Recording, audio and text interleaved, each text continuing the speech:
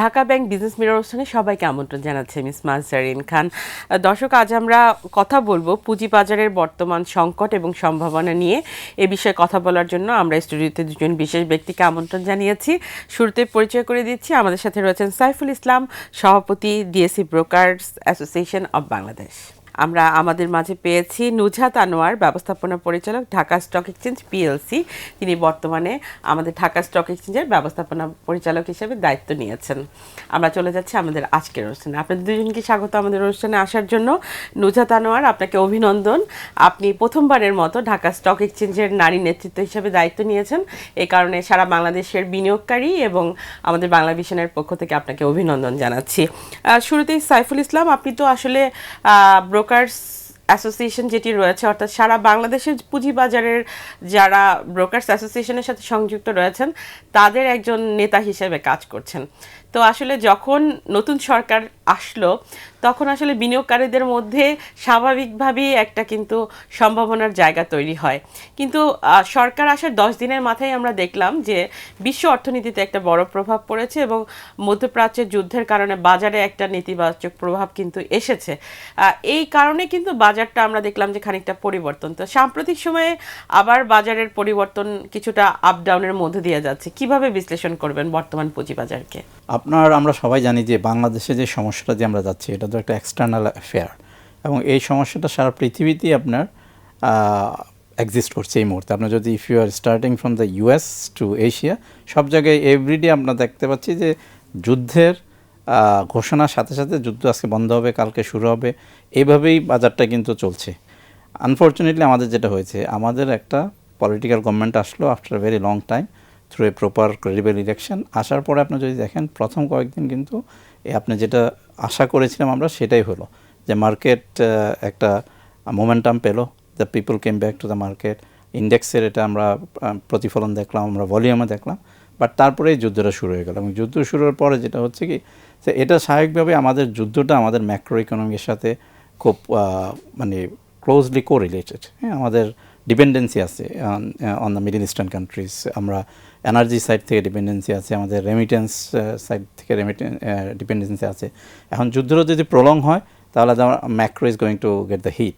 এটা consequential effect হিসেবে আমাদের স্টক মার্কেটও আসবে। এটা আমাদের না, সারা পৃথিবীতে আসবে এবং আসছে। তো এই মুহূর্তে ধরেন আপনার আমাদের যতটুকু প্রত্যাশা ছিল এই সরকার আসার সাথে সাথে, সেখানে আনফর্চুনেটলি যে যুদ্ধের কারণে আমরা সেখানে কিছুটা আপনার কনফিউশন দেখতে পাচ্ছি among the investors for very genuine reason, মানে এটা যে অমূলক তা না। এখন ধরেন গত কয়েকদিন ধরে যুদ্ধটা বলা হচ্ছে যে 15 দিনের একটা আপনার সিজফায়ার চলছে, 15 দিন পরে আমরা আশা করছি যে এটা এক্সটেন্ড হবে, বাট আমরা আরও বেশি আশা করি যদি if the war comes to an end. সেই ক্ষেত্রে আপনি দেখেন যে গত কয়েকদিন ধরে কিন্তু ভলিউমটা 800+ হচ্ছে। হ্যাঁ, তার মানে হচ্ছে যে কনফিডেন্সটা রিবিল্ড হচ্ছে। যদি যুদ্ধটা বন্ধ হয়ে যায়, যেহেতু এই গভর্নমেন্টের উপরে, এই গভর্নমেন্ট যেহেতু ক্ষমতায় আসার আগেই গত 1.5 বছর থেকে ধরে during the caretaker government repeatedly আপনার বলে আসছে যে স্টক মার্কেট আর capital market as a whole is going to be one of their priorities, এবং সেটা ক্লিয়ারলি বলছে যে এখানে চেঞ্জ আসবে, change in the sense that policy মেকিংয়ে চেঞ্জ আসবে, এখানে পলিসি সাপোর্ট আসবে, এটা একটা প্রায়োরিটি থাকবে, যেহেতু আমাদের banking sector is in a very fragile situation. তো সেক্ষেত্রে আপনার এই সরকার is going to take this market very seriously. জি, আমরা একটু নুজহাত আপা আপনার কাছে জানতে চাই যে যখনই আসলে সংকটের সৃষ্টি হয় তখনই মানুষের মধ্যে কিন্তু প্যানিকটা খুব বেশি বেড়ে যায়। আর এমন একটা সংকটের সিচুয়েশনের মধ্যে আপনি কিন্তু নেতৃত্ব নিয়েছেন। তো বেস্ট পার্ট হচ্ছে যে সাধারণ জনগণ যারা, তারা কিন্তু স্বচ্ছতা এবং জবাবদিহিতার জায়গা থেকে নারী নেতৃত্ব আসার পর তাদের কাছে কিন্তু এক্সপেকটেশন অনেক হাই হয়ে গেছে, এবং তারা ভাবছে যে পুঁজিবাজার হয়তো আগামীতে স্বচ্ছতা এবং জবাবদিহিতার জায়গাটা আরও বেশি নিশ্চিত হবে। কিভাবে আসলে বিনিয়োগকারীদের এক্সপেকটেশন ফুলফিল করবেন?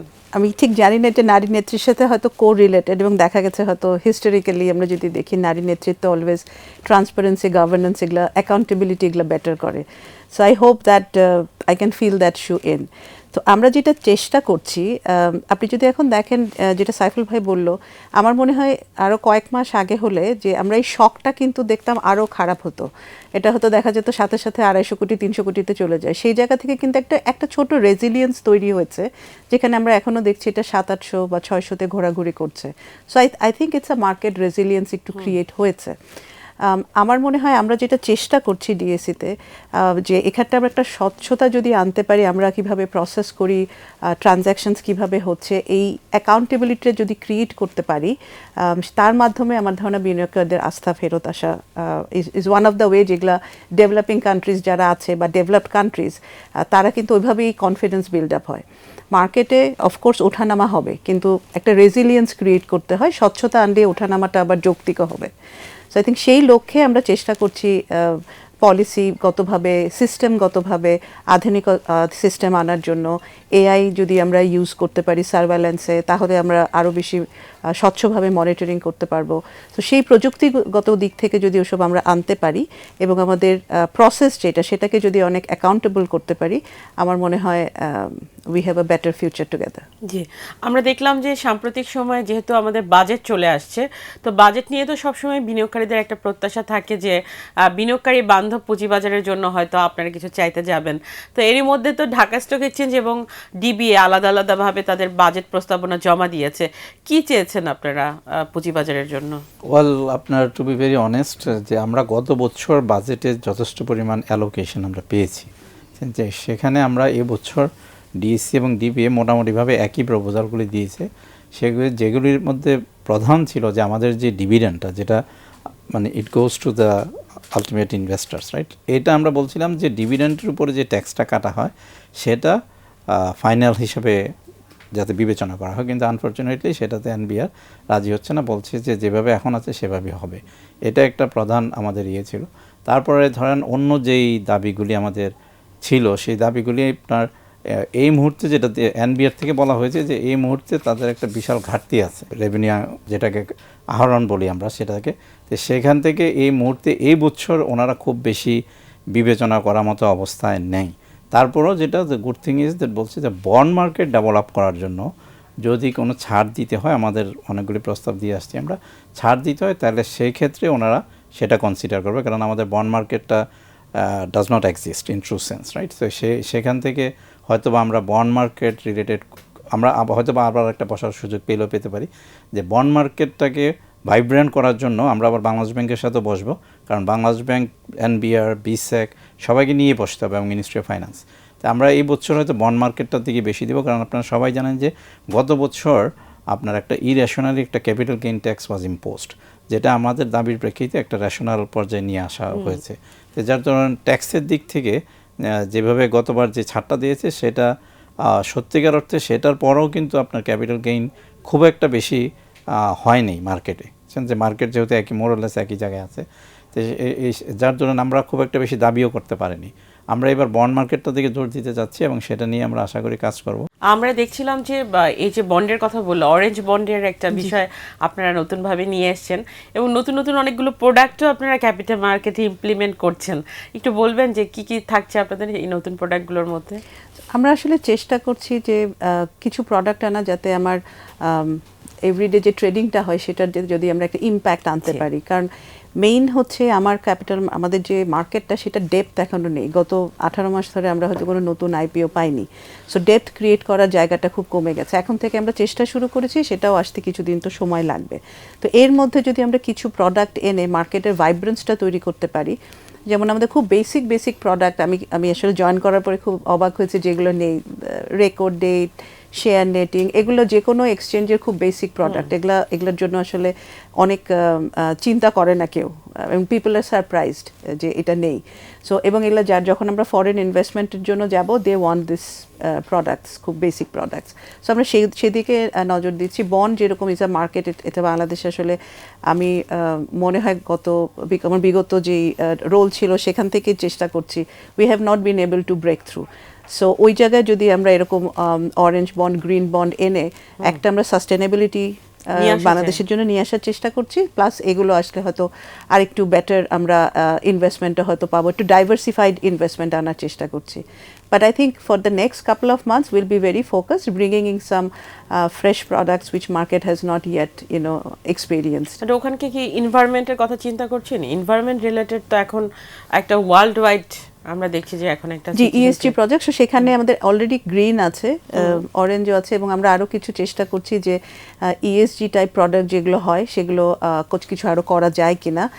ইন্টারেস্টেড পার্টি একজন দুজন আসছে, যারা ইনভেস্টার্স তো আছে এগুলোর জন্য, বাট ইস্যুয়ারও আমরা দেখতে পাচ্ছি।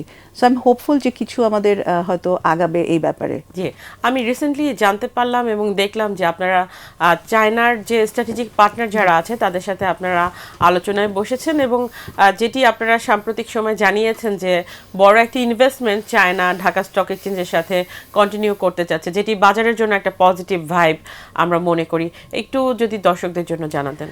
আমরা আসলে, আপনি হয়তো জানেন যে আমাদের 25% ওন করে Shenzhen and China corporation. So সেখান থেকে আমাদের যেটা প্রবাবলি আমার মনে হচ্ছে we have not been able to take more advantage of the the ownership they had.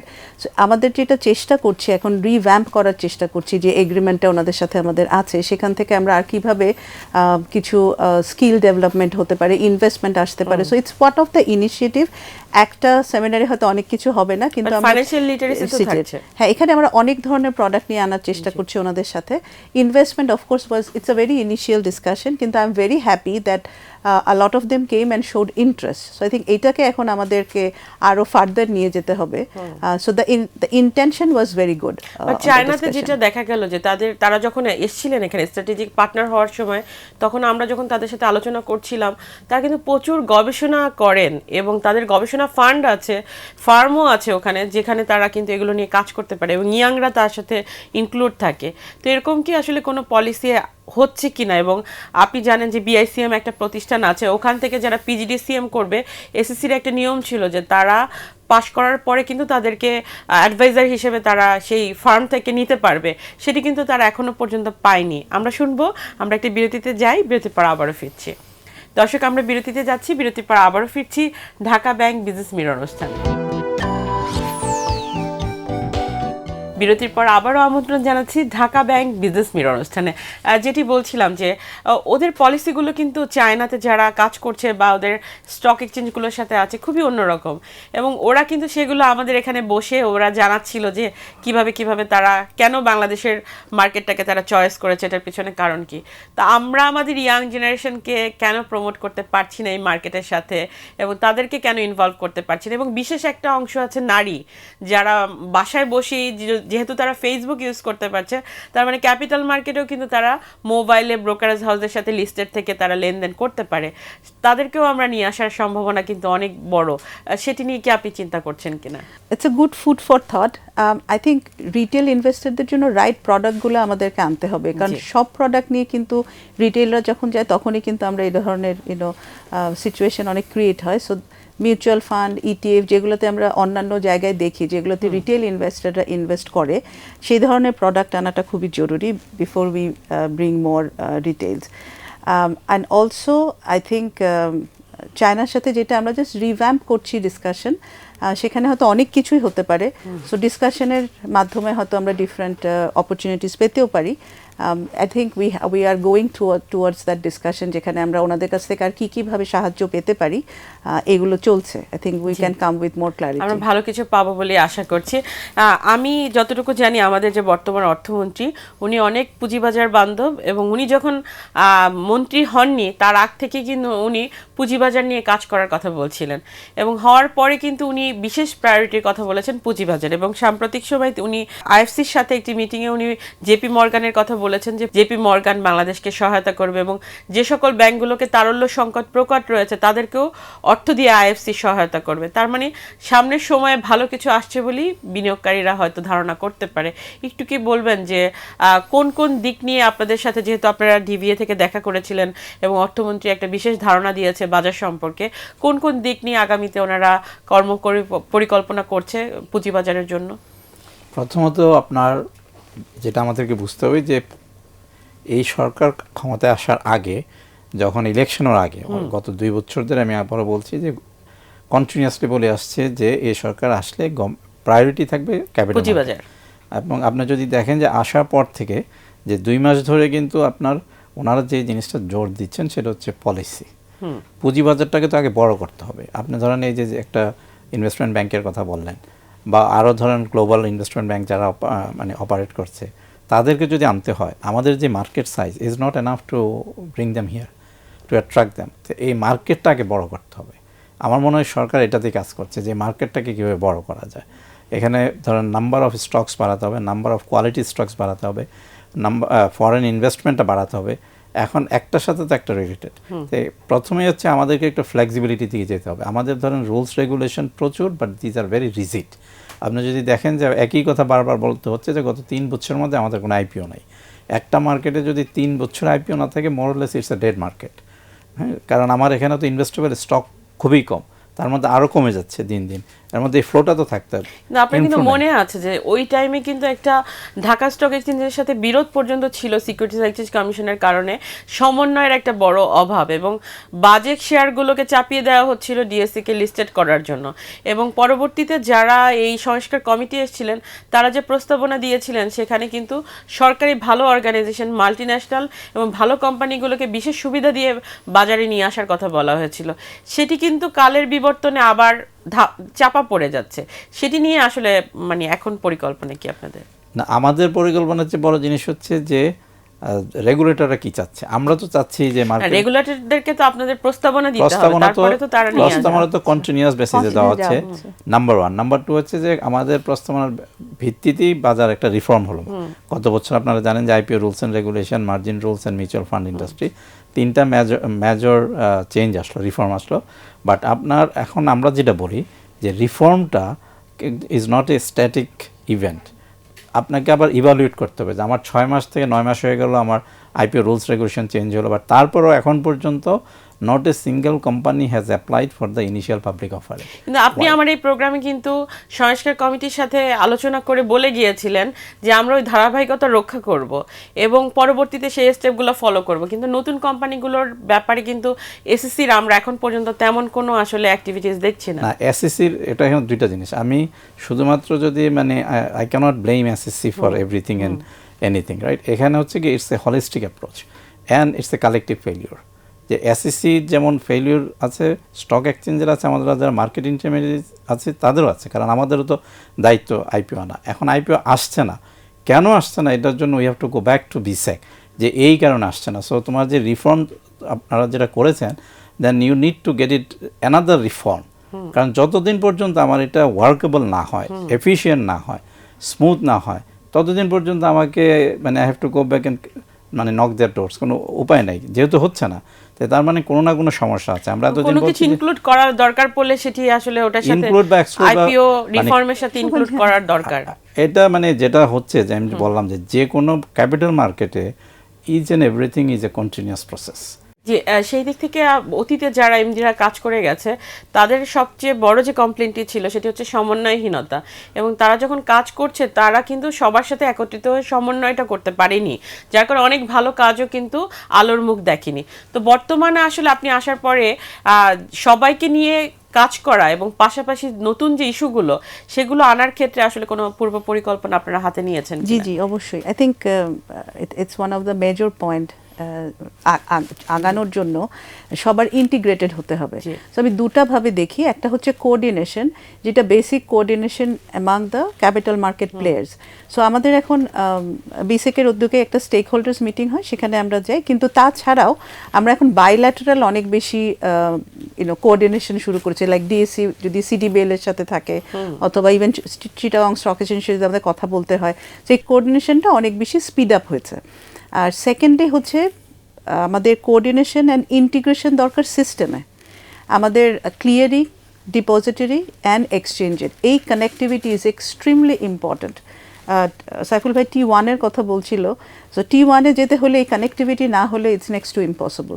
So সেই system integration is probably as of yesterday আমাদেরকে দরকার।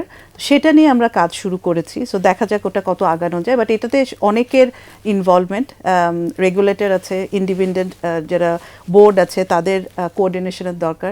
But I think it's a need of the day to day as of yesterday. আর সেক্ষেত্রে আমরা দেখছি যে মানে যারা আসলে পুঁজিবাজারের সাথে সংশ্লিষ্ট আছেন বা পুঁজিবাজার ইনভেস্টর যারা, তারা এখন লোকাল ইনভেস্টমেন্টে কিন্তু সামনে তো ঈদ আসছে, সো মার্কেট থেকে অনেকেরই কিন্তু ঈদের কারণে টাকা তুলতে হবে এবং অনেকেই দেখা যায় যে মার্কেটটা ডাউন থাকার পরও কিন্তু প্যানিক সেল দিয়ে বের হয়ে যাচ্ছে। তো সেক্ষেত্রে বিনিয়োগকারীদের ক্ষেত্রে আপনার পরামর্শ কি থাকবে? শুনুন, আমাদের আনফরচুনেট ইভেন্ট যেটা, আমাদের যে আর্থসামাজিক যে অবস্থা, এখানে ম্যাক্রোর উপরে যখন একটা প্রেশার আসে, তার মানে কি ইনফ্লেশন গোজ আপ, রাইট? ইনফ্লেশনটা মিট করার জন্য আমি যতই আপনি আমাকে বলেন বা আমি আপনাকে বলি, ইনফ্লেশনটা মিট করার জন্য আমাদের সবচেয়ে বেশি অ্যাক্সেসিবল ক্যাশ কোথায় থাকে? স্টক মার্কেটে। তো যার ধরুন আপনি যেটা বললেন যে প্রেশার সেল আসে বা প্যানিক সেল আসে, হ্যাঁ, এটা হতেই থাকবে। কিন্তু এটা রোধ করার জন্য কি করতে হবে? আমি যদি এনশিওর করতে পারি যে your return from the stock market আর capital market is at least if not more at par with your other asset class, তাহলে আপনার বিনিয়োগকারী যাবে না। এখানে সবচেয়ে বড় জিনিস হচ্ছে যে আমি কি বিনিয়োগকারীকে তার ইনভেস্টমেন্টটা সিকিউর করতে পারছি কিনা এবং রিটার্নটা এনশিওর করতে পারছি কিনা, এটা হচ্ছে আমাদের মূল কাজ। এই কাজটা করতে পারলে মানে we do not have to. আমরা অনুষ্ঠান শেষ করবো, হাতে একদম সময় নেই। এই মুহূর্তে যদি আসলে সরকার আপনার কাছে জানতে চায় একজন নেত্রী হিসেবে বাজারকে সামনের দিকে এগিয়ে নিয়ে যাওয়ার জন্য কোথায় কোথায় সহায়তা করলে আপনি স্মুথলি বাজার রান করতে পারবেন, সেক্ষেত্রে আপনি কি চাইবেন? আমি চাইবো ফরেন ইনভেস্টমেন্ট বাড়ানোর জন্য আমার কিছু পলিসিগত চেঞ্জ দরকার, সেগুলো যদি করা সম্ভব হয়। আমি চাইবো আমাদের সিস্টেমটাকে ইন্টিগ্রেট করার জন্য যে পদক্ষেপগুলো নিতে হবে সেটা নেওয়ার জন্য। এই দুটো আমার জন্য অনেক। আমরা নতুন সরকারের যে পলিসি 5 বছরের, আমরা আশা করছি সেখানে পুঁজিবাজার হাইয়েস্ট প্রায়োরিটি থাকবে এবং বিনিয়োগকারীদের যে অতীতের কষ্টগুলো আছে সেগুলো নিয়ে তারা বিশেষভাবে কাজ করবে। অসংখ্য ধন্যবাদ আপনাদেরকে। দর্শক, এই ছিল আজকের মতো, দেখা হবে আগামী সপ্তাহে। সেই পর্যন্ত সবাই ভালো থাকুন, সুস্থ থাকুন, নিরাপদে থাকুন।